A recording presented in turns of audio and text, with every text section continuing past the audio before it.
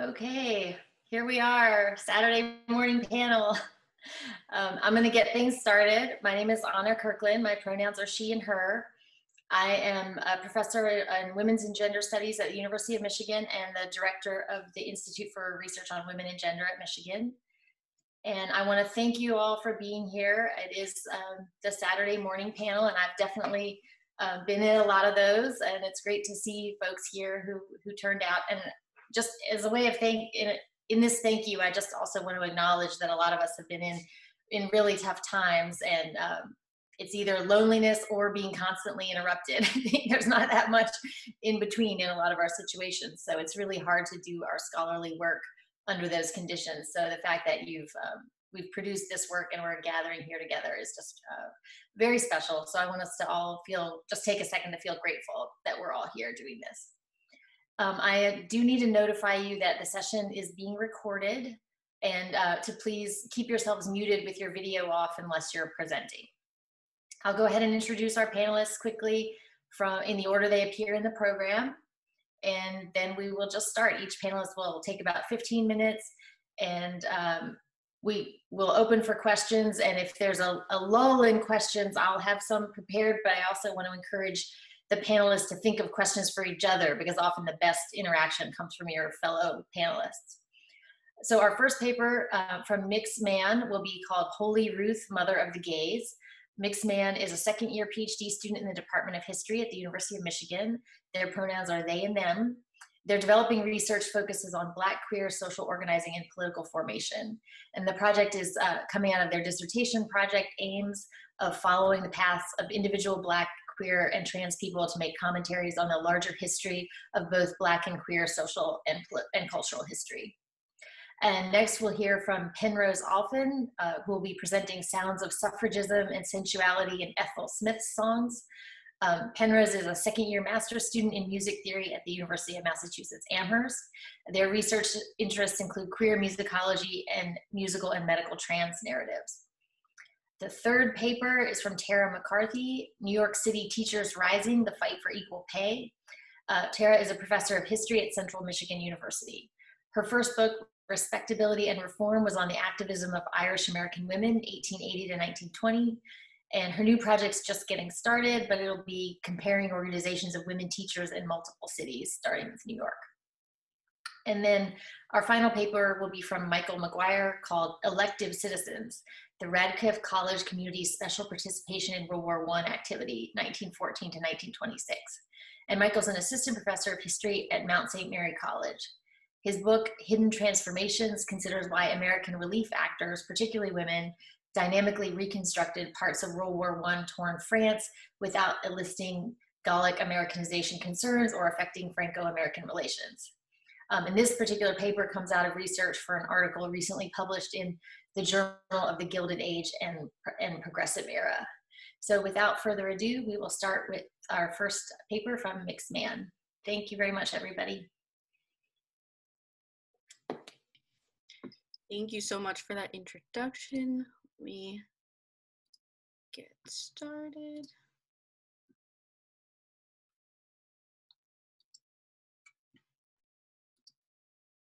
Okay. In 1899, a dark-skinned baby girl sat for a photograph in her long white communion dress and faded patent leather shoes. Her hair rests on her head in small plaits, and her eyebrows wrinkle just a bit, as if she's already curious of what the 20th century will bring. In her awkwardly folded arms lie the expectations of femininity that she will be expected to fulfill, and simultaneously the first examples of her unwillingness to do so respectably or perfectly. Around 1940, the same Black girl, now a grown woman, poses for a photograph on a street corner that is most likely in central Detroit. The shutter captures rushing cars in a blur, but focuses on the woman and her petite frame that shivers in a tightly wrapped overcoat. This time, her stockings and satin kerchief bow display her claims of respectable Black womanhood, but her rejection of it rests in the fact that the photo is being taken by her female lover, Babe. Finally, on what looks like a warm fall morning in Detroit, the woman poses once again. This time, at 70 years old, she looks loose and relaxed and smiles back at the decades she's witnessed. Soon, she will become the face of Black lesbian Detroit. These and other fragments of Ruth Ellis's life have been worshipped by those who remember the 101-year-old Black lesbian who was everything and nothing like a typical person of her race, gender, class, and sexuality. Yet in sitting at these intersections and living as long as she did, Ruth both defies the narratives of race and class, gender and sexuality that are normally told about post-war Detroit while simultaneously exemplifying them. For one, the public history about Ruth, which has been created by both Black and white queer people alike, tells the story of a scrappy political activist and game changer, a story which uplifts the idea of a gay political activism that is deeply invested in resistance. The archive that exists of Ellis, however, tells the story of a regular woman and, in tandem, a regular Black middle class that attempted to incite social and political change through the channels of racial uplift and respectability. Ruth Ellis reminds us that queer political history is not inherently defined by resistance to normativity, and that the respectable Black middle class was diverse in both gender and sexuality. My exploration today builds on existing narratives about Ruth Ellis and Black queer Detroit, but also pushes them and the work to come to reconsider Ellis and those like her on their own terms. In the post-war era, Black middle and upper class communities that slowly crept further and further away from the poorest Black neighborhoods of Detroit. Not every elite enclave was the same. Many were middle-class communities where people still struggled to purchase their own home or maintain their own business. Regardless, from the late 1940s into the early 1960s, Black elites pushed further to the outskirts of Detroit, integrating neighborhoods in their wake. As they pushed through, aspiring elites or solidly middle-class business owners followed in their path, moving further north and east into neighborhoods that were now considered integrated and had more vacancy as reactionary white neighbors fled even further into the suburbs. Ruth Ellis was no different. When she originally moved to Detroit in the mid-1930s, Ellis worked briefly as a domestic worker and lived on the edge of Black Bottom. After serving as a printer's apprentice, Ellis had enough capital to purchase a duplex home for herself and her longtime partner, Babe, in northern Detroit, and opened a print shop out of the second unit. Ellis was not unique as a Black middle-class business owner in Detroit. By mid-century, the city had, quote, the largest number of independently owned Black businesses of any city in the United States. And yet, Ruth Ellis, the mother of gays, was focused on the creation of Black queer social spaces that existed adjacent to the heteronormative, respectable world of the Black business class she was a part of. Ellis blended middle-class respectability with big gay parties that have been cited in a chronology of resistant Black queer identity and political formation. However, Ruth Ellis did not stay in these counter-normative, revolutionary spaces that queered the respectable world for very long. Once her partner, Babe, was no longer in her life, Ruth Ellis focused her time and energy on molding into the larger Black middle and upper class community around her.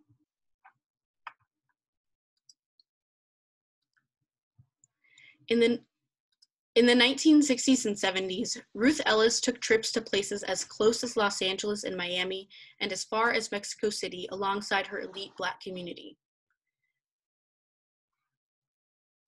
She spent her leisure time in Detroit attending galas and classical music concerts, a different venue than that of her packed, sweaty basement full of Black gays and lesbians.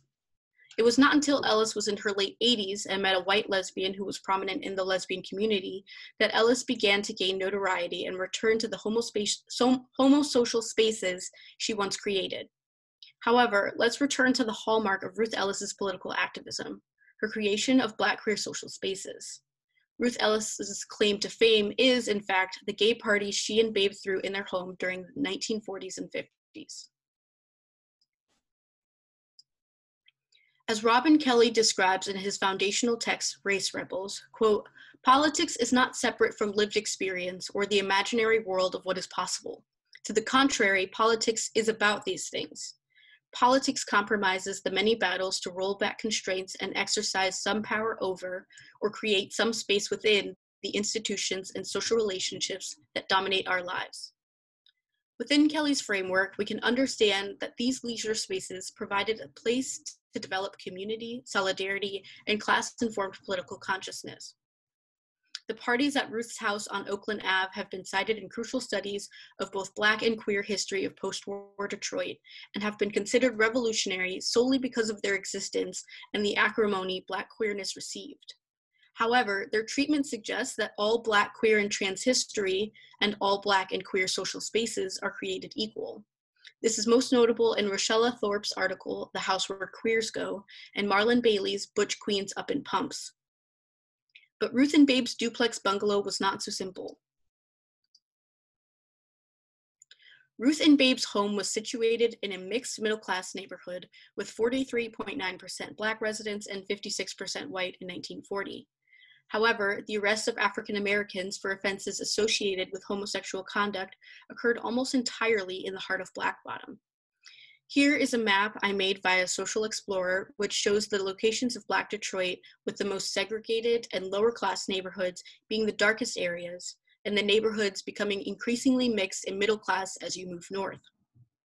Another map, which is not shown here, made by Tim Retzloff, demonstrates that the overwhelming majority of African Americans who were persecuted for homosexual conduct occurred only in the heart of Black Bottom rather than further north or west in the middle-class neighborhoods, which held rent parties, house parties, and other social spaces in Black middle and upper-class neighborhoods. The lack of homosexual prosecutions of African Americans in Ruth Ellis's neighborhood and ones like it indicates that homosexual acts were policed unevenly across class divisions for African Americans, meaning Black poor and working class communities were surveilled and prosecuted more frequently than white neighborhoods of any class and more than Black neighborhoods of a higher class status. We see that Ellis and Franklin used their surroundings of the Black middle-class world as a shroud of protection from the policing of Black queer people that occurred further south in Black Bottom and Paradise Valley. The enigma of Ruth Ellis becomes clearer when we consider more about her life, the life of her longtime partner, Babe. Cicelyne Franklin, or Babe, did not fit into the mold of a respectable Black woman who could be heralded and christened as an ancestor of the Black queer community in the same ways as her partner Ruth. Cicelyne Franklin was born to a transient family that moved from North Carolina to Pennsylvania to Massachusetts and in and out of Illinois. Around 15 or 16, Cicelyne was sent to live with her older sister in Pennsylvania and her significantly older husband, and she earned her keep as a servant and washerwoman. Soon after, Cicelyne became pregnant and gave birth to Shirley Draper in Ohio, running from something that we cannot name.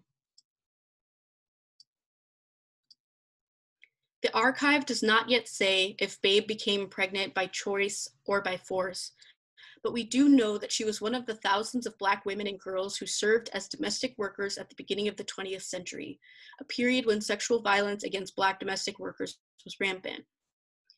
Babe bounced back to Springfield with her young daughter and finally to Detroit to live with her lover, Ruth. The two separated, with Ruth keeping the house and Babe relocating. She does not appear again in the historical record outside of unreleased census data until her death in 1973. Due to their own struggles with drug addiction and alcoholism, Babe's daughter and grandchildren did not know that she had passed, let alone come to identify and claim her. Only Ruth, a former lover and distant friend, was left to do so. In one of her most comprehensive interviews, Ruth Ellis spoke honestly about her relationship. Quote, "Babe and I were two different types of people. She liked to go out a lot, gamble and drink, but I didn't take that up at all. I was the stay-at-home type, but we made it pretty well. I learned to accept her faults. A lot of people would ask me, why don't you leave her? That was my home, so I just stayed." Further in the interview, Ruth discusses her life once Babe moved out of the house, noting that Ruth had a key to Babe's home, but that Babe was not allowed to have a key to Ruth's home. Similarly, in the prominent documentary on Ellis's life, Living with Pride, Ruth Ellis recalls that there were several Black queer house parties where she found Babe engaging in sex work in Ruth and Babe's bed without Ruth's consent. While the archive has preserved some remnants of Black queer life, like the story of Ruth Ellis, Babe's fragments remind us that there are just as many, if not more, places where Black queer life is forgotten or erased. Several attributes about the story of Ruth and Babe and the silences in the memory of Babe's life reveal the exceptionalism of Ruth Ellis's life and are a reminder of the multiplicity of lived experiences for Black queer people in the early and middle 20th century. Babe Franklin would probably not be written about in academic essays and named on foundation websites if it weren't for her mention as Ruth Ellis's first love and partner, the woman who helped to throw the big, happy gay parties on Oakland Ave. Yet a closer look at Babe's life and her world with Ruth reveals that things were not as simple as they seem. Ruth's own community encouraged her to leave Babe. The instability that Babe brought to Ruth's life was likely a relic of her upbringing and her fleeting movement from one home to the next. But what sort of traumas lead to alcoholism for a Black mother in 1940? What things had she seen and experienced? How did the US legacy of gendered and racialized violence shape her present and her future? There are not documentaries or oral histories of the alcoholic Black lesbian teen mother and part-time sex worker. This is not the image society desires to hold on to when trying to recreate the Black queer past. In conclusion, my intervention with this project is not with the intention of degrading or belittling Ruth Ellis's legacy or memory. My frustration instead is with the need to place a Black queer woman, and only a specific type of Black queer woman, as the mother of gays and matriarch of a community. In his important text, The Queer Limit of Black Memory, Black Lesbian Literature in Irresolution, Matt Richardson states, quote, "The Black queer ancestor is an unimaginable figure in mainstream diasporic memory. That she does not exist is a fiction of domination, an effect of trauma that has made her illegible even in alternative archives. To speak of her, one has to be creative and seize the means of archival production while pointing to her absence in written history and in memory," end quote. Yet here in cold white Ann Arbor, the archive of Ruth Ellis lives, making Black lesbian life legible and tangible. The diaspora and the larger world is forced to reckon with the formerly unimaginable. The story of Ruth and Babe's house on Oakland Ave has repercussions for our reading of Black respectability politics in the early 20th century, as well as the continued revision of queer history. As their story reverberates, though, I hope that both Ruth and Babe can be remembered as somewhat spectacular and magnificently ordinary. Thank you. Thank you so much for that wonderful presentation. Beautifully and perfectly timed as well as delivered. Thank you for that. And next we'll have Penrose Allphin.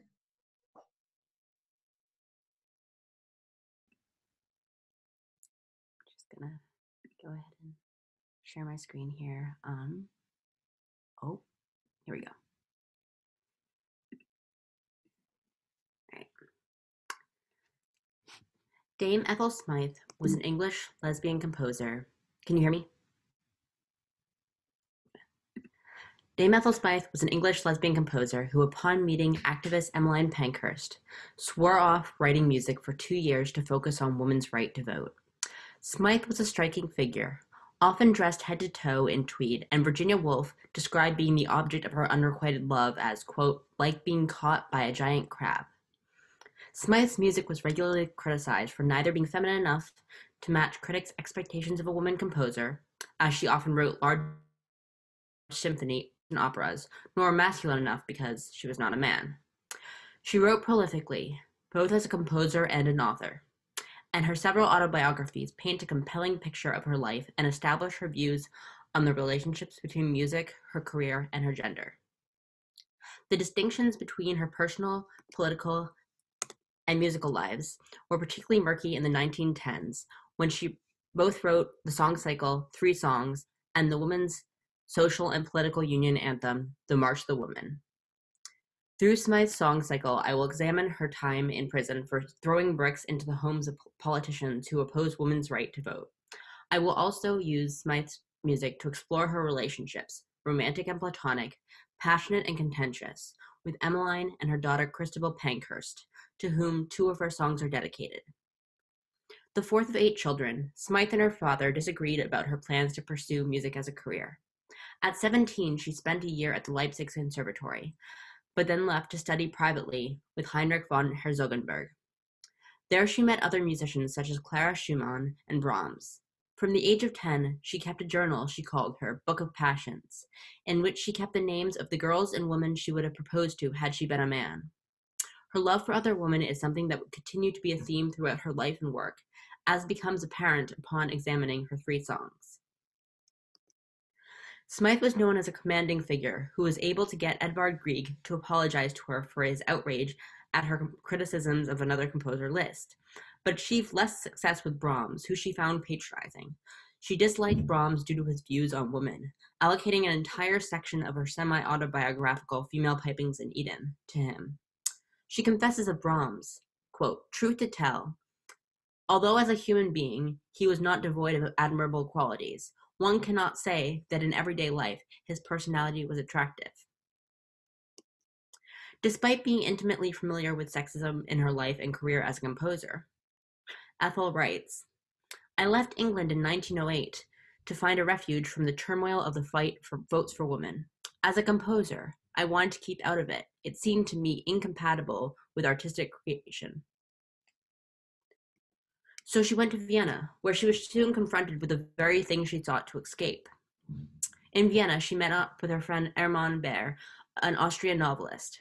He expressed his surprise that Smyth wasn't involved in suffragism, telling her, "That movement is the most alive thing in England today.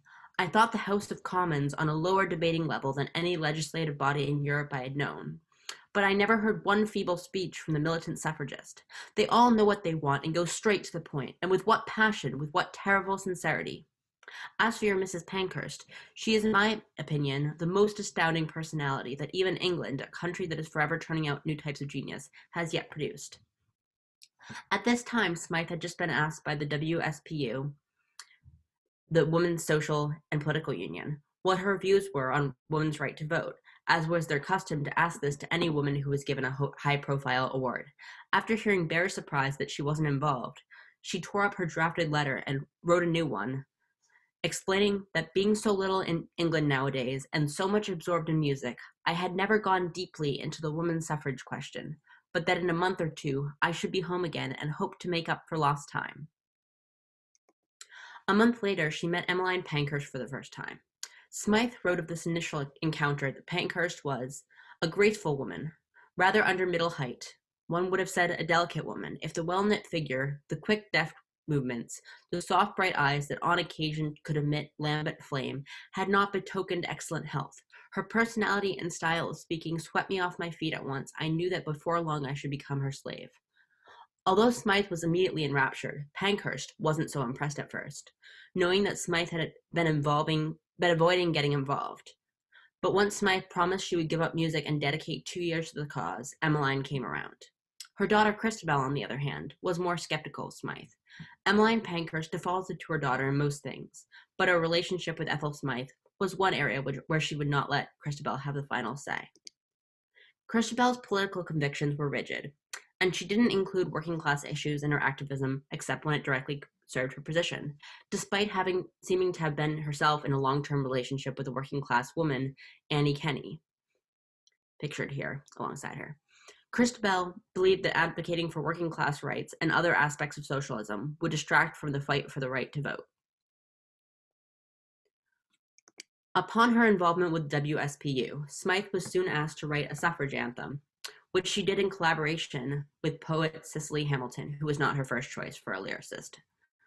Both Emmeline and Christabel Pankhurst were very happy with the march upon hearing it and planned its debut for a big meeting at the Albert Hall. Smyth rehearsed a choir of suffragettes for weeks leading up to the event. She recalls the march's premiere fondly, writing, "We had the organ, and I think a cornet, to blast forth the tune at the Albert Hall. It was wonderful processing up the center aisle in music doctoral robes at Mrs. Pankhurst's side and being presented with a beautiful baton encircled by a golden collar with the date 23 March 1911 as a souvenir. Within weeks of the march's premiere, the song was available for purchase. 1 penny for a song card the size of a postcard, and 3 pennies for a version with a piano accompaniment. You can see the melody pictured here. All of these experiences with the WSPU influenced Smyth's 3 songs. Here is a map that I put together of sort of mapping out relationships between the people in Smyth's community at the time, the other suffragists, and people who were played large roles in the lesbian English community. So on one side, we have the not suffragists or suffragist line, which you see in green there. And so on one side we have we can see the connection between like Radcliffe Hall and Chris St. John at the bottom of the screen was another lesbian who was Ethel's biographer. Most of her works are autobiographies, but she has a biography that was written during her lifetime. And we see Cicely Hamilton, who was the lyricist for March for the Woman here, and her connection to Emmeline Pankhurst. Below Pankhurst, we see Christabel and Adela, who were 2 daughters who seemingly both were having relationships with Annie Kenney, the working class woman that I mentioned before and you saw in a picture. And we know all of this because Mary Blathway, who you see center bottom, kept a very detailed diary. Smyth wrote her 3 songs for piano and voice in 1913, the year after she served 2 months in prison for throwing bricks and stones into the homes of politicians who opposed women's right to vote. The poem of the first song, The Clown, by her longtime friend Maurice Baring, who didn't believe in suffrage, begins by painting a picture of the clown, then asks the clown a question, which she finally answers. This piece is in 6/8, and the piano accompaniment evokes the titular dancing clown by using bass notes on the first and third beats, along with an erratic or perhaps chain-jingling right-hand gesture. The clown, unlike the other 2 songs in the cycle, is uninscribed. Has no dedication. Given the song's depiction of a chained clown and its references to a cell, its setting could very well be inspired by Smyth's time in Holloway prison, although perhaps an odd choice given Maurice Baring, her friend's opposition to suffrage. The second song in the cycle, Possession, is set to a poem by Ethel Carney, who is pro-working class and women's rights, including but not limited to suffrage, and vehemently anti-marriage. Textually, Possession establishes a thematic opposition to the clown. While the clown asserts that while the body may be chained, the soul will always be free, Possession establishes a story where the bird, once caged, ceases her song. When the initial theme returns, the narrator realizes she can no longer selfishly hold on to her friendship and must let the metaphorical bird fly free. Rachel Lumsden reads Possession as a commentary on Pankhurst and Smyth's parting, when Smyth's 2 years solely focused on suffrage were up. While the women stayed emotionally close, their respective political and musical careers often kept them apart physically. Symbolically, Possession, representing the close of Smyth's suffragist era, is in F minor, the parallel minor to the F major of Smyth's suffragist anthem, March of the Woman. Some of Smyth's small changes from the original text of the poem seem particularly pertinent in the context of the Smyth-Pankhurst relationship. She changed a friend to the friend, adding specificity, and it died in the cage I had made to it pined in the cage I had made. Bringing a more human reading to the avian poem. A wilted flower and subdued songbird both serve as allegories for her relationship with the unnamed friend in the poem, easily read as dedicatee Emmeline Pankhurst. Pankhurst was also in prison, while Smyth was, and the 2 women shared adjoining cells during their 2 months there. Of Smyth's and Pankhurst's relationship, Virginia Woolf wrote in 1933, quote, "In strict confidence, Ethel used to love Emmeline. They shared a bed." Lumsden also proposes an alternate reading that Pankhurst sets the bird Smyth free to sing her song, that is, to return to composing. On the Road, the 3rd song in the cycle, is subtitled A Marching Tune, an appropriate addition given the horn fanfare-like gestures in the melody and the drum-like pa rhythm in the bass line. On the Road is narrated by a determined individual who is tired of waiting and who believes the ends will justify the means. The song opens with this bassline solo, before the introduction of the fanfarish melody, which enters with a war anthem demanding freedom and equality. On the Road is dedicated to Christabel Pankhurst, the daughter, and contains musical quotations from March of the Woman, the WSPU anthem.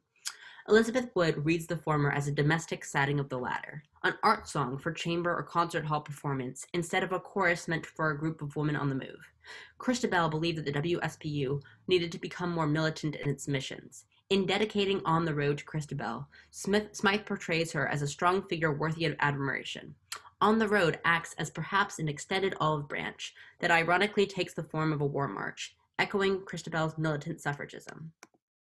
Of all Smyth's works, her 3 songs are perhaps the most important to view in historical context, as they are one of her first musical outputs after her 2-year hiatus from composing to focus on suffragism, a break that would not have happened without the influence of the Pankhurst family, making Emmeline and Christabel's acknowledgments in the song cycle all the more interesting. As Smyth, in her own words, viewed Pankhurst as, quote, an even more astounding figure than Joan of Arc, in that instead of performing her miracles in an age of romance, religious faith, and mystic exaltation, round about her blared the hard skeptical light of the 20th century, it is essential to consider Emmeline's Pankhurst hand in shaping Smyth's life and music. Thank you.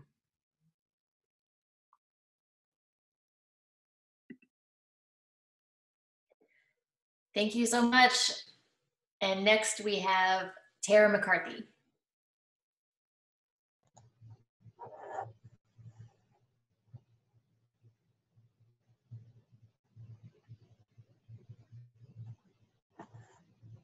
Good morning.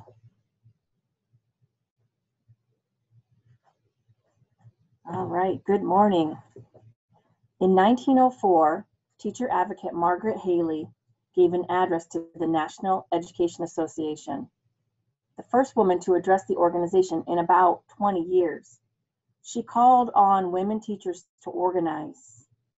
In response to Haley's address, notable New York suffragist Lily Devereux Blake remarked in the Women's Journal that Haley was, quote, evidently ignorant of the fact that the women in the schools are organized admirably, and that it is owing to these organizations that they have secured their present advance in salaries. Activism for teachers' rights was not unheard of, but was limited to the city level, especially for women who had little influence in the National Education Association. The first equal pay law passed in San Francisco. Kate Kennedy, who emigrated from Ireland during the famine, fought for an equal pay law in 1874, the first of its kind. Kennedy also won tenure and pension plans for San Francisco teachers. However, many of these victories would later be repealed. Beginning in the 1890s, women used a number of strategies to secure better pay, including lawsuits, lobbying, and in New York, a multi-year campaign to pass state legislation guaranteeing equal pay for teachers in New York City. Some of this story has been told, but scholarship tends to focus on Grace Strawn, who took over the Interborough Association of Women Teachers in 1907 and led the efforts for an equal pay bill in Albany. However, as Blake's comments suggest, the movement preceded this. In this paper, I will focus on the roots of the movement and its relationship with the suffrage movement. Over 10 years earlier, connections began to emerge between individual teachers and suffragists. One of the most active suffrage connections was Lily Devereux Blake, whose daughter, Catherine, was a school teacher and principal in New York City. Blake is best known for her literary career, but she was a leading suffragist in New York. She served as president of the New York State Women's Suffrage Association from 1879 to 1890, and the New York City Women's Suffrage League from 1886 to 1897.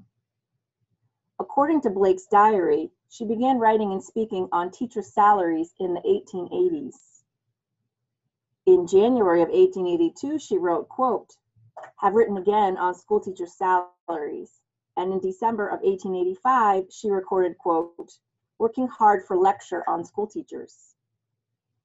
While Blake's strengths were in writing, speaking, and lobbying, her daughter, Catherine, was also pushing for the increase in teacher salaries. In 1890, her mother's diary records, quote, "Katie has been very busy trying to have the salaries of all women first assistants raised. She has sent a petition to the Board of Education and worked herself almost sick." New York and New Jersey teachers began calling for equal pay in the 1890s. The first related legislative success came with the passage of the Ahern Bill in 1899. But this process took several years and involved support from both Blake's mother and daughter. According to School, a weekly publication devoted to New York City public schools, the movement resulting in the Ahern Bill began with a small committee of women teachers and principals. School credited Catherine Blake with being among the first active women in 1896. In fact, an editorial published in 1899 insisted that, quote, "Miss Blake of number 6 originated the idea of an amendment to the charter, fixing salaries, and, quote, through her wide acquaintance with people who are influential in news circles, she was able to secure for us the advocacy of the press." In fact, Catherine Blake published her own editorial in School in 1895, in which she defended the concept of equal pay, arguing that, quote, "Wherever equal pay for equal work is the rule, the best workers obtain the position, irrespective of sex. Men should therefore direct their energies to seeing that the salaries are leveled upwards, then throw open all positions equally to men and women." The movement for equal pay rested on the effort to revise the charter in the city of New York in 1897. The New York Times reported that, quote, "Women teachers in the public schools of Greater New York are taking steps to secure an advance in the regulation of salaries under the charter," and that a committee made up of 12 members of 4 women's teachers associations would present the petition to the legislature. The committee actually asked for 2 reforms. The first was the establishment of a minimum salary for women teachers, and the second was equal pay. The efforts of women teachers coincided with a larger movement for women's rights under the charter, which was championed by leading women reformers, including Lily Devereaux Blake. In January 1897, Blake, Harriet Stanton Blatch, the daughter of Elizabeth Cady Stanton, Mary Putnam Jacobi, and others, met and adopted 6 resolutions for equal rights under the charter.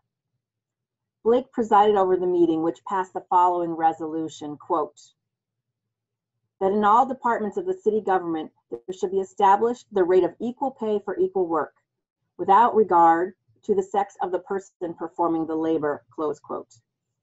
That this applied to school teachers was clear when representatives of women's organizations appeared at a hearing of the Joint Cities Committee of the Legislature, where Blake asked that salaries be equalized and based on merit, and specifically cited women school teachers as an example.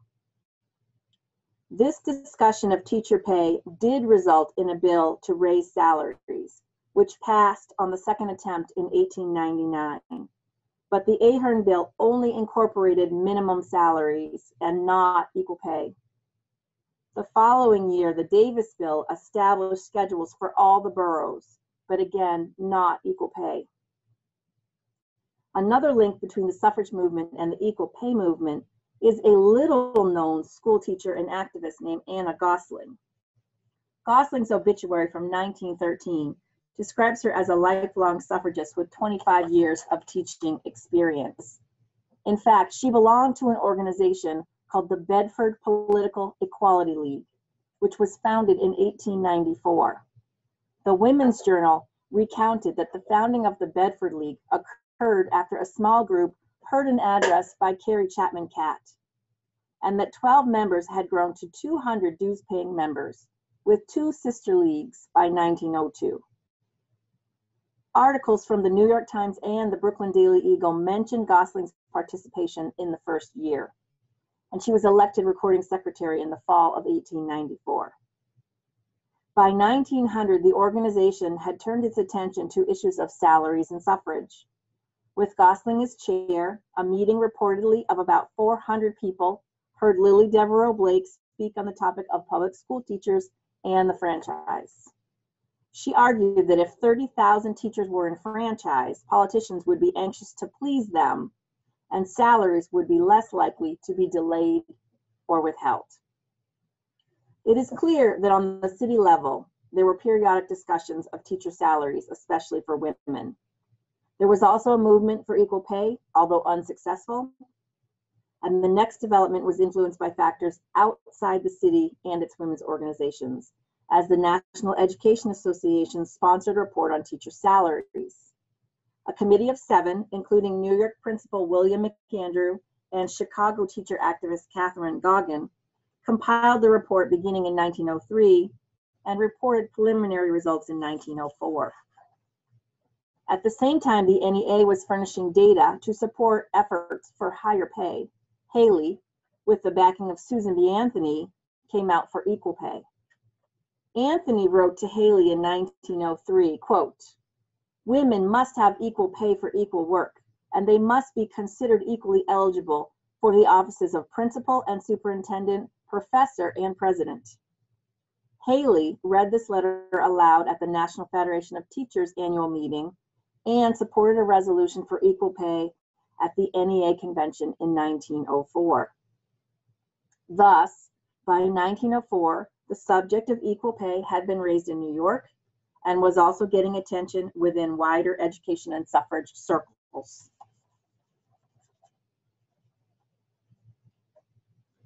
With renewed attention to the issue of equal pay, Anna Gosling led a reform movement in Brooklyn against the male president of the New York City Class Teachers Association, which was reportedly composed of 99% women.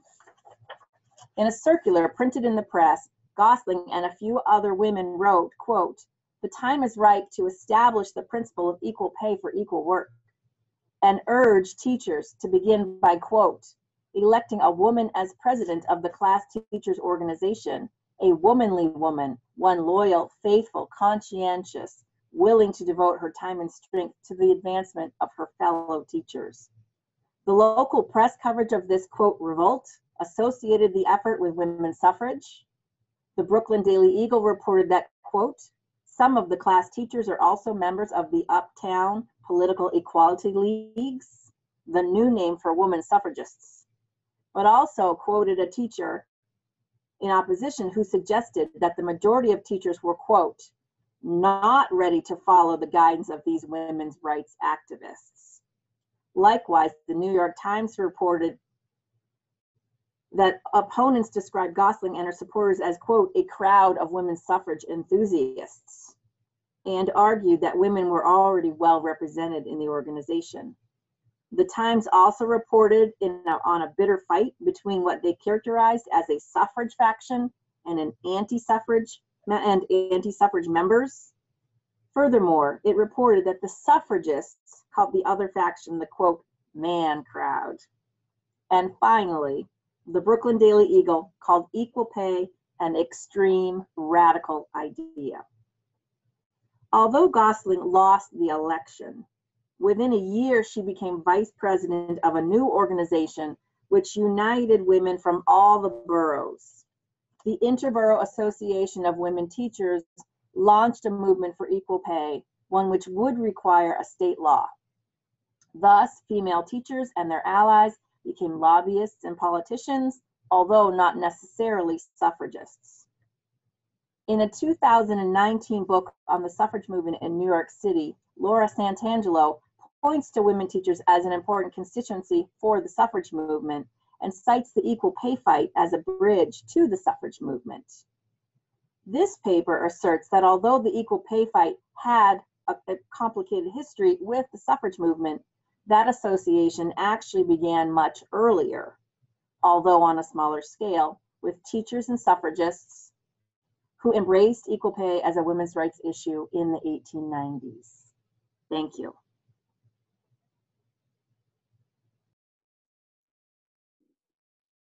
Thank you so much, everybody. And we'll move on to the final paper of Michael, and we will have plenty of time for questions at the end. And you can type them into the chat and I will read them out for everyone, or we can just sort of raise hands and try to get my attention. I'll do my best after Michael's presentation. All right. Thank you, Anna, and thank you to all who've organized this conference and panel. World War I showed the best and worst parts of Radcliffe College's citizenship. In late 1917, the war service record was so dismal at the all-female Cambridge, Massachusetts school, just 1/10 had started war work, that the Radcliffe News asked if any knew America was at war. A year later, student leaders successively claimed that rising gifts of time, treasure, and talent showed Radcliffe's, quote, true spirit of loyalty, end quote, and its, quote, total devotion to war activity, end quote, and that Radcliffe was, quote, a supply station of war volunteers, end quote. Radcliffe's executive and alums had a kin split war records. The Radcliffe president, LeBaron Russell Briggs, promised, quote, wholehearted support, end quote, for the war effort. He usually shunned Great War work. Likewise, while 2,000 ex-students started war-related tasks, these expats served selectively, not dutifully. For Radcliffe Kith, citizenship seemed a wartime choice, not a requisite. Radcliffe's First World War record disrupts prior historical reasons for American women's activism in political and social war-linked causes. It trailed peer female institutions. Its activity negates notions that U.S. women's war life was uniform, or a la Christopher Capozola, coerced. None of Radcliffe's model Great War partakers linked work to suffrage or full citizenship. Radcliffe's war record contests claims by Robin Munsey, Susan Zeiger, Kimberly Jensen, and Lynn Dumenil that American females entered war work to confirm voting rights or broaden careers. Even among lesbian Radcliffe alums, of which this paper identifies 2, there was no pervasive war venue, outlook, or aim, suggesting limits to gender's use as a historical category in this topic. Radcliffe members' diffuse war lives suggest Americans so quickly shed the specter of post-1918 global commitment because so few wartime Americans feared or believed in it. Radcliffe's War Act's pre-US belligerency show that benevolent notions, not suffrage or duty, defined that group's 1914-1917 doings. Briggs thought that by late 1914, quote, Radcliffe girls had contributed all they could, end quote, to end war suffering. Radcliffe seniors agreed. They almost wholly snubbed a pitch to use 1914 prom funds, as Wellesley College had, to aid war victims. Over the next 2 years, Radcliffe undergrads proved equally unmoved. They only collected $150 for war orphans and Jewish aid, compared to spending $240 on one prom, and merely crafted 2,000 items for war hospitals under Red Cross guidance. Former students shouldered concurrent greater, though discretionary, war service. Most worked stateside at their leisure. 130 rolled bandages for the American Fund for French Wounded, the Red Cross, or the Special Aid Society. 24 worked overseas, including Gertrude Stein and her partner Alice Toklas, who ferried medical goods to military hospitals. There was also Ruth Holden, who treated refugee Polish children in Russia. These women thought their acts charitable, not dutiful, and never referenced suffrage or professions as service motives. Looming hostilities in early 1917 somewhat changed Radcliffe members' war outlooks. Briggs joined other women's college presidents in offering President Wilson, quote, loyal service, end quote. Special Aid Society President Mrs. Barrett Wendell and Radcliffe's Civics Club asked students to identify, quote, what they could do for their country, end quote. 80 alums concurrently joined war-related charities in America and Europe to help out war victims. Still, notions of required service were outliers. Congress's April 6th war vote strengthened Radcliffe rhetoric and garnered some results. Radcliffe's New York Club gave to Harvard's medical unit. The Alumni Quarterly framed Ruth Holden's April 1917 typhoid death as letting Radcliffe share, quote, in the sacrifice the world is making for the establishment of ideals, end quote, a nod to Wilson's aim to safeguard democracy. Holden, ironically, thought Wilson, quote, lacked the backbone to wage war, end quote. Radcliffe's commencement speaker, William Nielsen, Smyth College's incoming president, called for students and grads to assume, quote, sacrifice and service and bolster national altruistic policies for mankind's higher welfare, end quote, as European women had. This spurred Radcliffe students and alumni to forge a war work committee to guide Radcliffe war service. At the commencement alumni dinner, French Colonel Paul Azan urged Radcliffe women to stay stateside where they would have, quote, more than enough war toil, end quote. Nielsen and Azan inspired striking, though not common, elective action from alums. Nearly 1,000 of them started leading or staffing official, semi-official, and unofficial war-related outfits. Most followed Azan's counsel and served stateside, including 50 women in U.S. agencies. Yet state service did not foster submissive notions or lead alums to link their work to suffrage or careers. Elizabeth Putnam and Mary Lee, American Expeditionary Force medical historians, insisted in 1918 they could leave their posts at will, which Putnam did in mid-1918.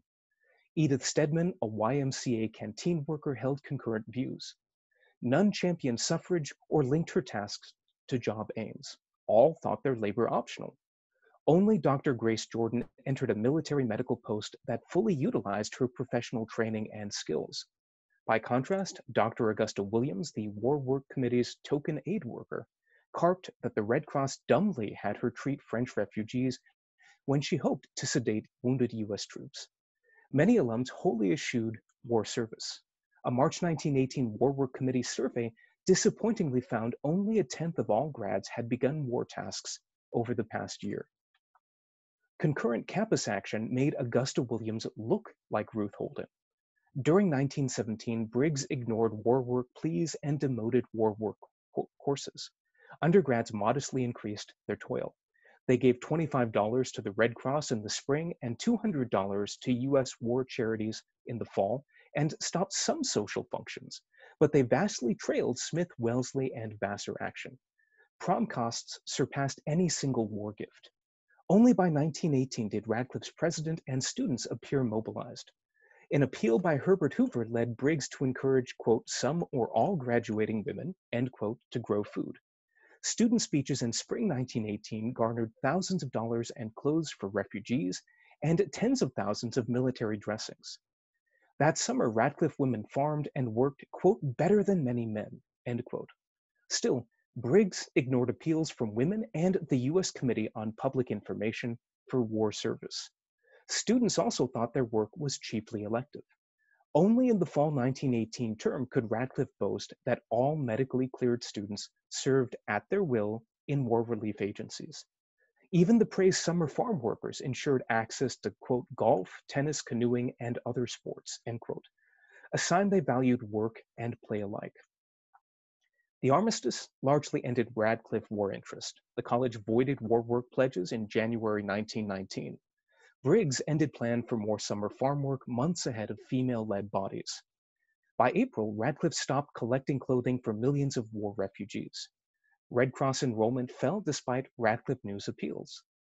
Though seniors sponsored a French waif until 1926, student activists like Janet Evans conceded her peers favored, quote, countless teas and a full number of plays, end quote, over refugee relief. Alums likewise sought normality. The Alumni Quarterly largely snubbed post-armistice alum war work. Dr. Williams sought a quick return when the Red Cross seemed, quote, absolutely inconsiderate of her time, end quote. Only a dozen grads began post-war humanitarian tasks. This included the 7-member Radcliffe unit, which imitated the labors of alike Smyth, Wellesley, and Vassar entities to revive war-torn rural French lands. The unit, Radcliffe's signature post-war act, refuted notions of wartime duty and social consciousness. It was free from patriotic or coerced war work notions. It started after the American Red Cross had stopped active French refugee aid. Its founder, Radcliffe grad Lucy Stockton, helped alums subvert State Department visa restraints. Save Stockton's Red Cross war work in France, only 2 unit members performed prior war service.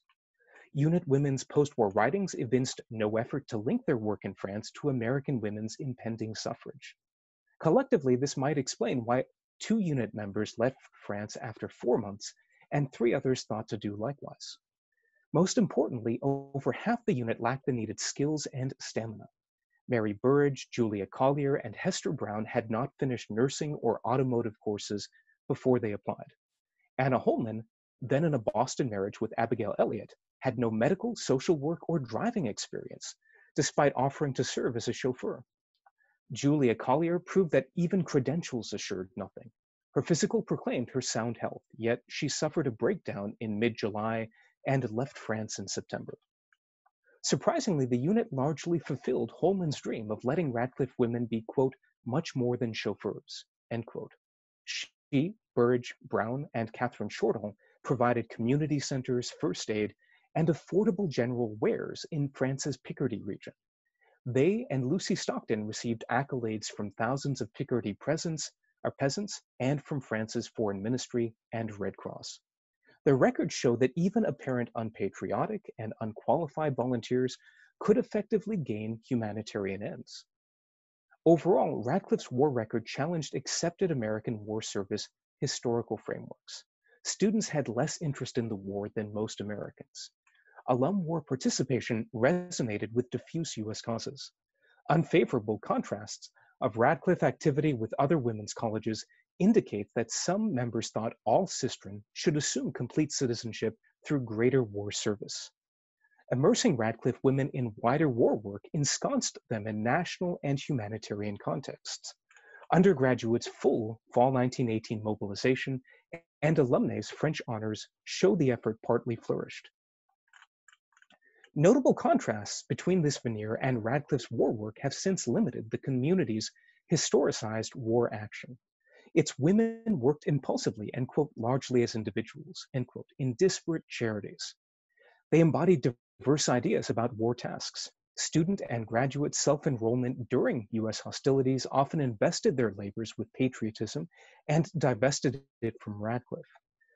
LeBaron Russell Briggs' years-long sanction of a regular student war service and graduates' war entry and exit also deviated from 1914 to 1919 national trends. Students, faculty, and alumni treated war service as more an elective than a civic duty. They neither endured nor imposed sanctions on those shirking or ending war work. The schism of Radcliffe's war generation from national trends in and historicized explanations of Americans' war mobilization explains the college's ignored history in the conflict and suggests a review of coercive voluntarisms and complete citizenship's omnipotence is warranted. Thank you.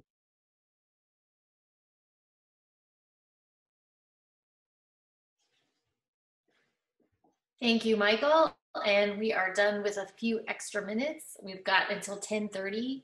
I am looking in the chat. I don't see any questions in the chat. So first, I'd like to see if the panelists have any questions for each other on the theory that you guys should deserve a bit more of the time.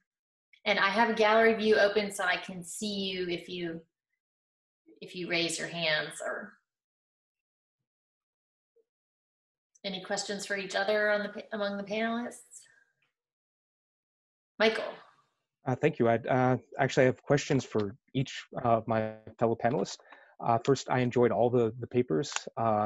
And my first question is for Mix. And it occurred to me looking at the pictures you offered in your slideshow, I was wondering if you found there was an importance of uniform in Ruth's life in terms of how she had herself represented physically, visually, especially as it relates to the image of the Black middle class world.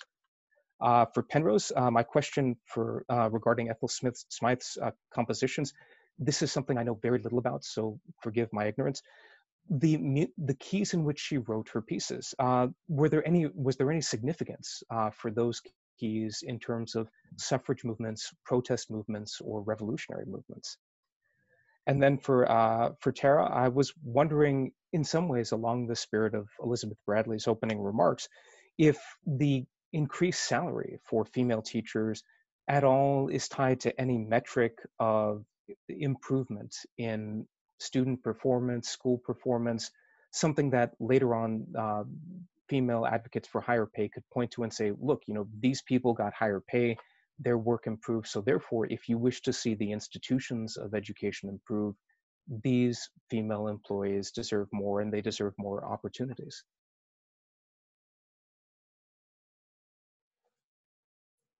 I can go ahead. Who wants to respond? Great. Go ahead. Yeah, I can jump in. Well, first off, thank you so much for those questions, Michael, and thanks for your great presentation. I will try to kind of roll in your question with the other question that's in the chat about the use of archival photos in my presentation and the normalization of Black queer identities in spaces where these identities are often hyper invisible. So I think these two things are kind of related in the sense that we witness in Ruth Ellis's life and her progression, a stark claiming of a certain definition of womanhood, right? That is most likely imposed both on and upheld by Black queer communities that created these social spaces in the ways that Ruth Ellis did. So one thing I didn't have a chance to touch more on in the presentation was about how the parties that Ruth and Babe threw, a lot of the folks who attended them, who gave oral histories later, talk about how it was really only reserved for a certain caliber of people and that only certain things were allowed, et cetera, et cetera. And as we continue to see this claim of respectability, the less we see Babe be present in these social spaces, right? And so in that diversion, we can kind of see the imposition of a uniform onto her, but also like a desire to uphold that same uniform at the same time, right? In the ways that she distances herself from Babe and from the life that she was engaged in. So to go back to Nasib's question about like hyperinvisibility, you know, I'm with that in mind, knowing that Ruth Ellis reminds us of how much Black middle class and respectable life was actually way more complicated than we realize. I'm realizing more and more that there is an invisibility of Black queer folks in the middle class world of the post-war era, but you know, I'm learning to kind of question my assumptions, right? So in a lot of the photos that Ruth Ellis has of these Black middle and upper middle class spaces, and we see like a certain normativity, a certain uniform, knowing that she is in these spaces and creating other spaces adjacent to that, specifically for Black middle class queer people, it makes me question whether or not those folks were actually truly invisible in those spaces, and what does, how does invisibility work for different categories of folks who are experiencing their relationship with the world around them in different ways. So in short, I think they're somewhat invisible, but also very much visible at the same time. And my goal is really just to show that it was all a lot closer and messier than we realized at the time. So thank you both for those great questions. I can go next. All my panelists had fascinating presentations. Sorry about the cat. Yeah, so to answer your question, Michael, so it's sort of hard to, you know, separate, like, to try to reconstruct composer intent, you know, over 100 years later, right? But in terms of key signatures, there's definitely like some keys are more difficult. I do not want to shut down my computer. Percy, get out of here. Cancel. And more difficult for people to sing in. Like a key signature was 6 flat, say, you know, would not be a good, maybe more suited to a concert hall, but not necessarily for a group of women on the move, as Elizabeth Wood mentioned. And so there was an interesting, like, anecdotal thing about, there was apparently one interval in the March the Women, the WSPU anthem, that the chorus, the suffragette chorus, had a particularly difficult time learning, and Ethel Smyth was like, oh, this is a peculiarly English interval, but it's not really clear what she means by that. It's just, it doesn't seem particularly English. It's just, I think, it was a difficult interval to sing. But she also, Gustav Holst, another composer, said sort of like, complained that his chorus had a really hard time learning some of her choral parts, that they were not easy singing material. But yeah, so that's sort of I don't know if that answers your question at all, but.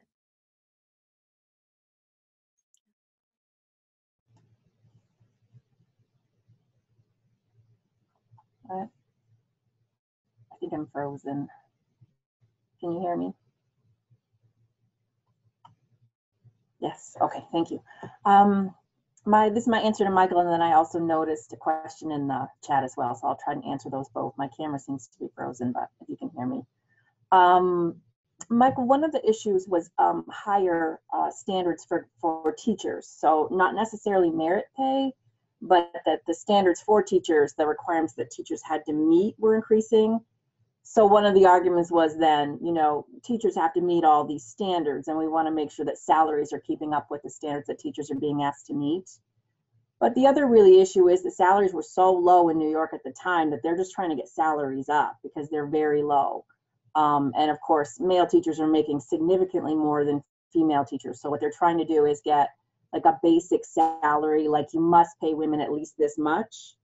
And then after, say, 10 years, women must be at this salary. And at that point, there were some considerations for merit as well, which I can't give you all the details of. But the larger issue with the equal pay for equal work is that the overwhelming majority of teachers were women. So there was big concern about how you would actually pay women if you know, that Class Teachers Association I was talking about was 99% women because it was the lower grades were all women.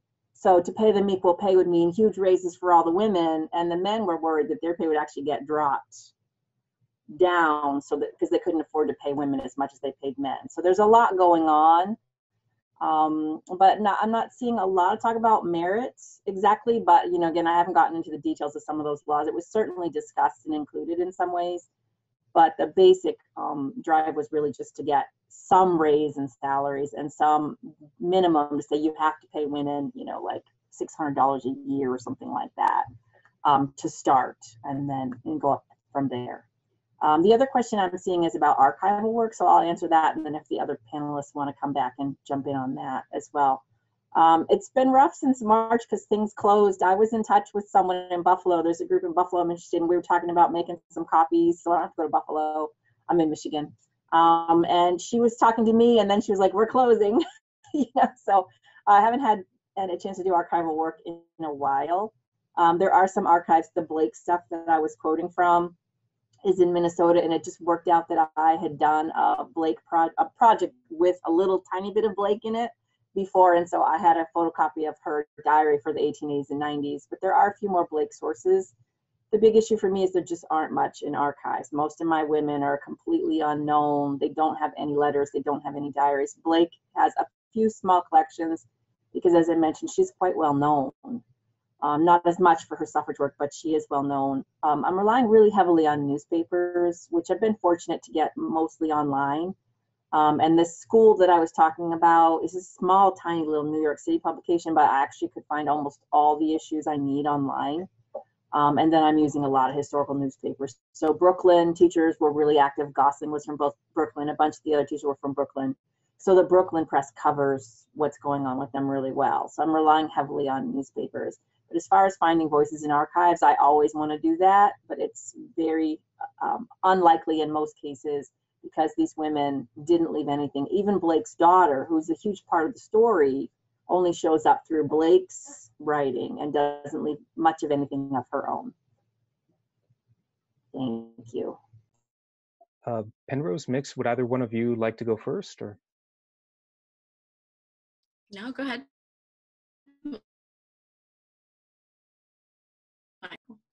Okay, sure. I'll go then. No, thank you for the question about the archives. What I end up doing every time I go to an archive is I have a few files that I'm interested, a few collections, a few boxes, but then I'll often sit down with the archivist and ask if the archivists and if they know of any pertinent collections associated with the materials, and that is where I often find my greatest leads. In terms of preservation, I have been fortunate that the materials I have looked at have been well preserved, in part because the alumni for these women's colleges, or the American Friends, the Quakers for the male humanitarian workers, were very intent on preserving their legacies. It comes with a bit of hagiography, as one would expect, but there's enough cross-referencing the statistical information, third-party governmental information to flesh out how much of that is praiseworthy and how much of it is empirically justifiable.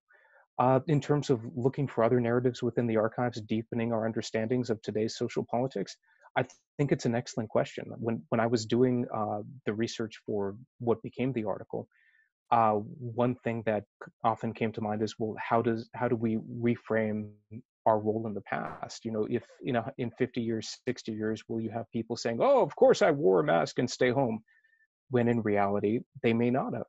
I think the major difference is back then, photographs were not as affordable as they are today. In fact, today you get a camera with a smartphone. So there's more evidence that can be accumulated, especially with big data, to fact check and assertion, especially with some of the face recognition software, just on that topic alone. And I think that's going to be a major difference when people write the history of the 21st century versus the 20th. How much of this big data, this digital media, gets preserved as a fact check against any sort of archive statement.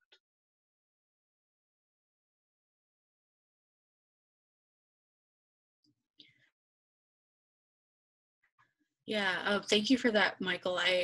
To piggyback off of that and to address the question from Anna and from Stephanie about the archive, and particularly the archive that I was working with. So the archive of Ruth Ellis that exists here at the University of Michigan is relatively robust. It's like 4 huge boxes of thousands of photographs that Ruth Ellis herself either processed, because she ran a print shop in her own home, she could develop photographs and whatnot, or that she kept, right? She just held a lot of things. And the archive is actually, I talked to an archivist about this, she created it herself. So she decided what was gonna be in it and what was not. And once I realized that, it changed how I read some of the absences within Ellis's archive, right? So when I look at Ruth Ellis's archive, it's not going to tell me about the riots in Detroit, even though she was literally maybe 2 miles down the street.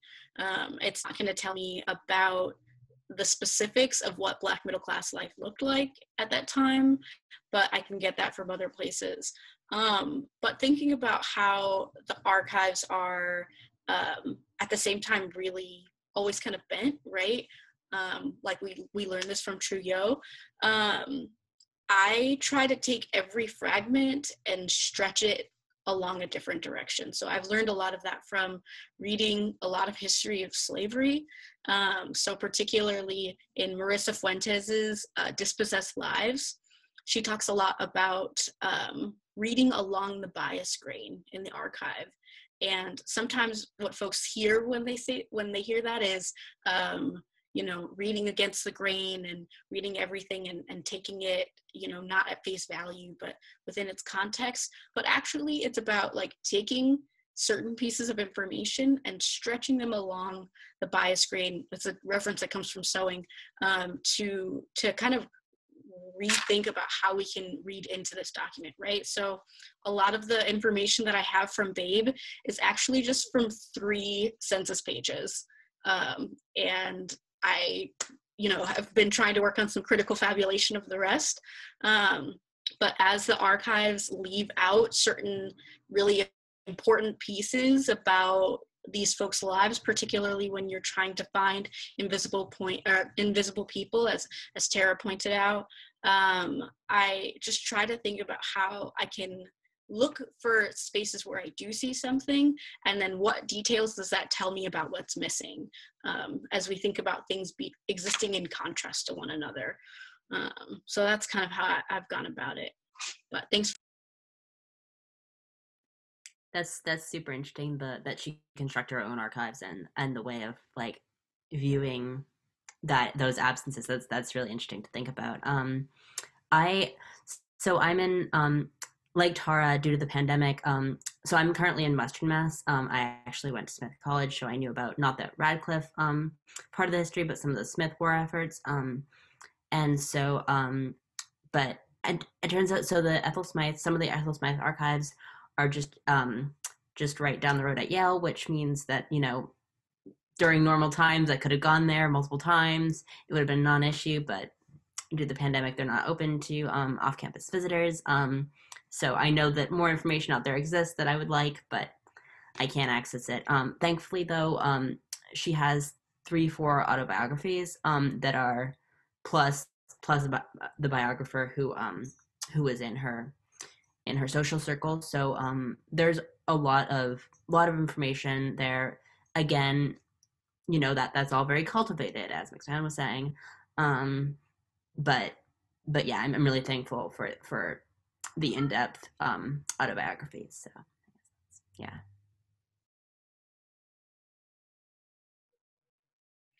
Anybody want to raise a hand from the audience? I don't see new questions in the chat unless I'm missing them. I'm hearing a lot of great mentoring and conversations about method and doing work in the time of COVID. So I encourage you to continue any of that. I'm just going to throw out a few questions that I had for everybody, but you know, if you come up with something else that you want to say, feel free to ignore. For Mix, I think everyone's fascinated with what you found, and especially the class focus that you've got is really fascinating.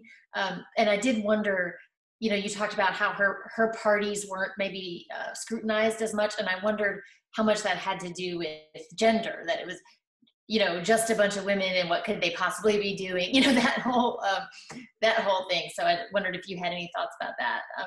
And with Penrose, I was really struck in your presentation, you went over it kind of quickly, that, oh, they were in jail cells next to each other for 2 months or something. So I just was like, whoa, what about that? What was the incarceration moment, you know, and could you say something about how that mattered? Because that must have been intense.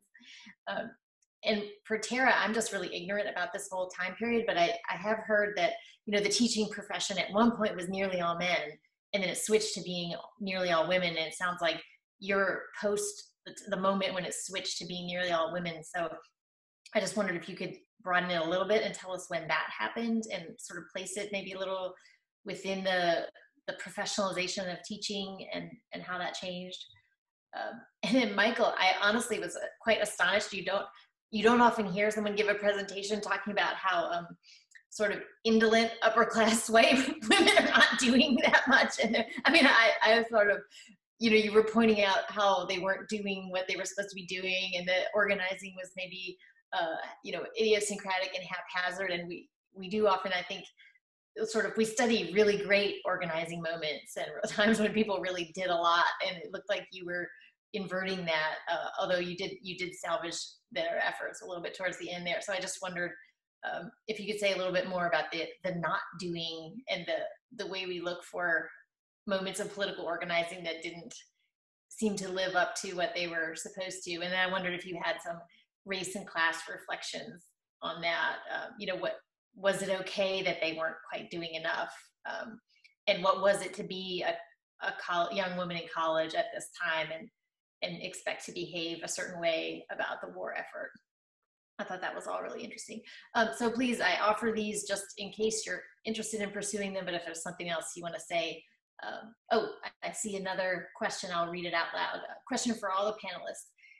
Can you discuss how you identify evidence of absence in your archival research? That is, how do you argue there's an erasure of a lack of representation in particular archives today?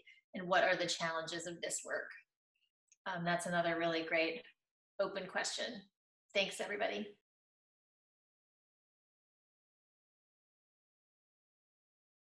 Should we tackle the question that has come up in the chat first, just to, okay, I'll just, it very much built off of something Mix mentioned. I deal with this a great deal in my own research because it is preserved and curated and cultivated by families before being passed on to archival institutions.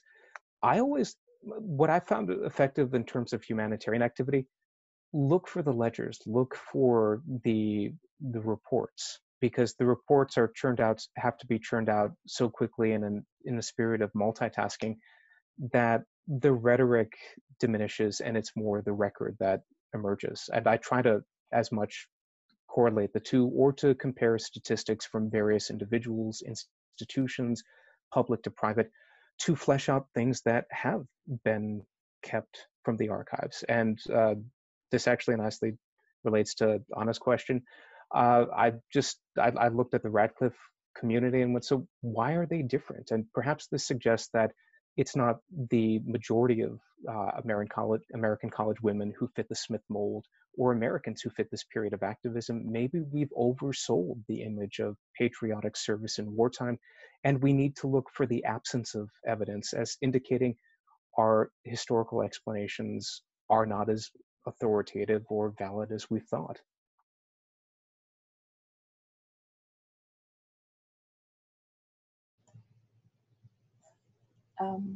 I'll go next, if that's okay. This is an answer to Anna's question first. As far as just the general kind of historical trend, I mean, you're absolutely right. There was a time when the history profession was dominated by men, but really women start going into teaching in large numbers before the Civil War. And so after the Civil War, teaching is a heavily women profession, and it depends on like where you're looking at. So for example, the lower levels, that what we today would call elementary, are all women. And then the high schools is where you would find men, if you find them at all. And then the administrators are more likely men. So one of the things I mentioned was that women weren't really represented in the NEA, and the reason, the National Education Association, the reason for that, it was largely administrators and academics. The NEA was kind of an academic organization rather than a worker organization. And so if you think of it in this case, the men are largely in the administration and the women are the workers in most cases. And by the late 19th century, you also have a heavy presence of immigrant women, which is how I got interested in this, since my first book was on Irish women in America. What's already been argued about Irish women is, you know, where they start to see social mobility, they go heavily into teaching by the late 19th, early 20th century. Big cities are, you know, have huge numbers of Irish Catholic women in the schools. So that's a different issue, but certainly an issue, which, you know, I guess bridges us over a little bit to the archival question that you're asking. These women, many of these women are, you know, we think of teaching as a middle-class profession, but in the 19th century, these women are making so little. And many of them come from families that you would probably call working class, like these Irish women that we're talking about. So, I mean, so don't think of teachers as sort of middle class women who, you know, leave a lot of letters and documents. They don't. But there are certainly professional organizations, lots of professional organizations, not necessarily controlled by women either. So it's a real challenge to find women at all. And as I mentioned, the archival evidence is slim to none in many of these cases. Thank you.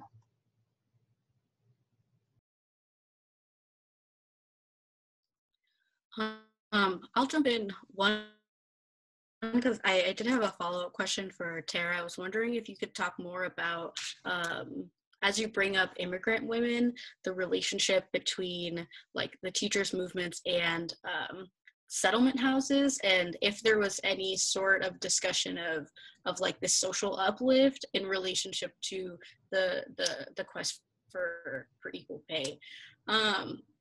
But as you think on that, I'll respond to the question about how to identify evidence of absence in the archive. So the way I think about that is when I'm trying to locate a specific population, I say when I'm trying to locate, I'm a second year PhD student. So as I continue to practice trying to locate folks in the archive, I think about what sorts of records am I going to find them in?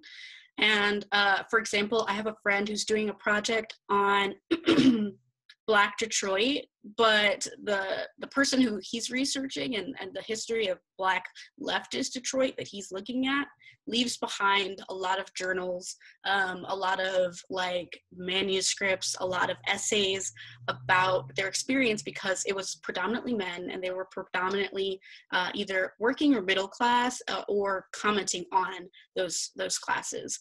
So looking at like that intellectual history, right? So that's a place where there's not necessarily a silence in the archive. But when I look for someone like Babe, who was a sex worker, who was really transient, who didn't have a lot of financial stability. I consider it a silence in the archive when the only place that I can access her or people like her is through state records or through surveillance records, right? So the census on one hand, but for example, I'm still working on locating Babe and other Black sex workers in places like Vice records and things like that. That is the majority of what makes up Tim Retzloff's work, which talks about like queer nightlife in Detroit in the early 20th century. And, you know, you only get access to fragments of these people only through the lens of surveillance, of, you know, an attempt at modification or an attempt towards, you know, dehumanization in some cases, depending on the types of state records that you're finding on them. So that's how I consider knowing whether or not something is a silence in the archive, is what types of documents am I even able to access about a person.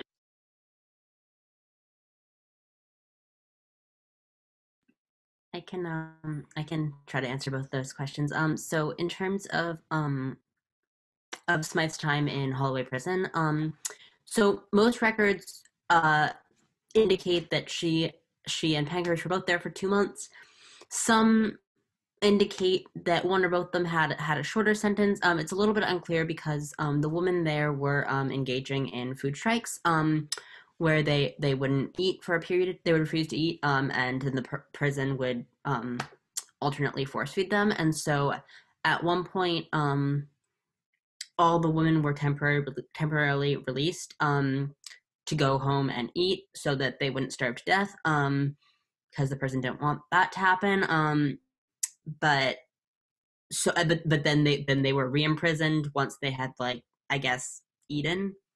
It's a little bit unclear. So I think those two narratives of here were there 2 months and then they might have been released at some point to eat, kind of get muddied in the historical records.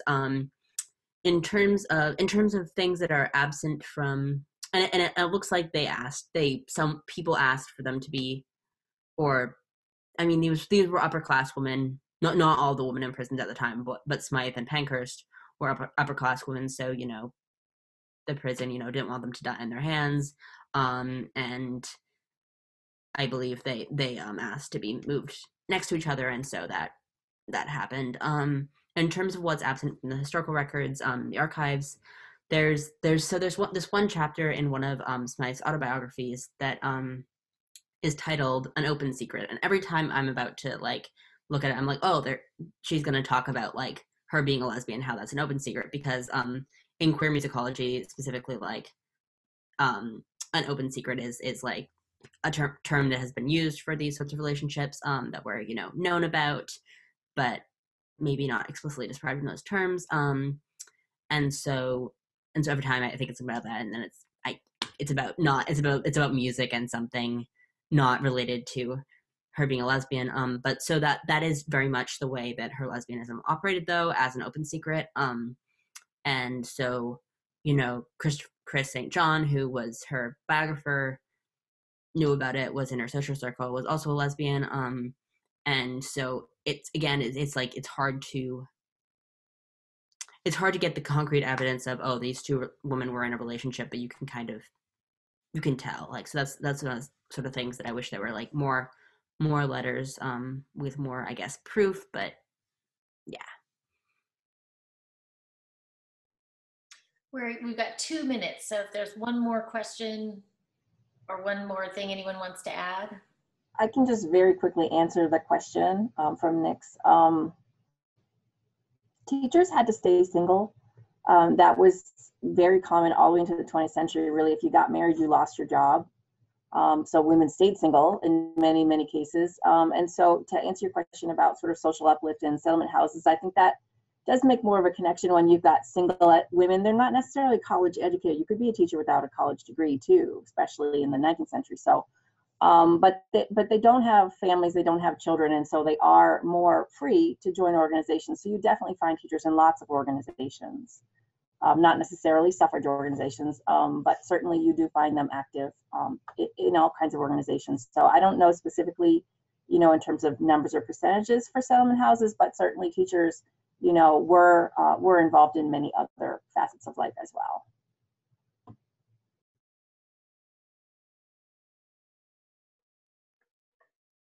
Great. Well, we're right at 10:30 then. And so I want to thank everyone for, first, our panelists for sharing your work with us, and then for the really great engagement that we've got from this audience, a great turnout for this Saturday morning panel. And this was really fascinating. I see clapping. So, you know, and I'm sure all the folks here would be happy to, you know, get emails or continue conversations later, especially, you know, for junior scholars and the grad students. There's a lot of great connections that could be made after this. So, you know, please don't hesitate to do that. So thank you so much, everybody. Have a wonderful rest of your weekend.